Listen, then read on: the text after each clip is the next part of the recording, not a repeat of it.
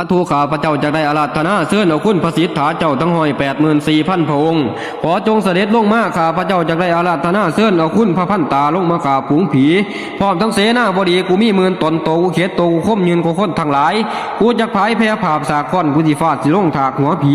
พุทโธจงเสด็จลงมาเป็นสากเหล็กธัมโมจงเสด็จลงมาเป็นสากแก้วสังโฆจงเสด็จลงมาเป็นเครื่องพานแผ่วศัตรูบาขวากูมีท้าวพระนารายณ์บาซ้ายกูมีพรหมสีหน้าหัวกูกล้ายิ่งกว่าพระอิศวรเส้นผมกูมีองค์พระเจ้า2 แขนเงากูมีเท้าจตุโลกบาล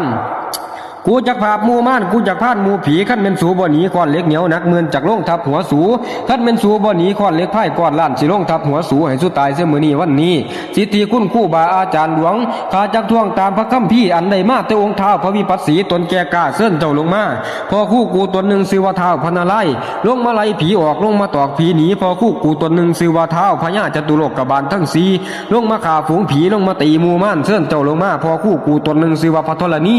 พอคู่กูตนหนึ่งชื่อว่าพระศรีสันเพชรพอคู่กูตนหนึ่งชื่อว่าท้าวแสงเหล็กตนก็ได้เสด็จเหาะเดียวกินผีเส้นเจ้าลงมาเจ้าพญาจอมผีอัศมุขีเวสสุวรรณฟ้าสมังตนองอาจลงมาสาเทียพระองค์การถือบงบาทลงมา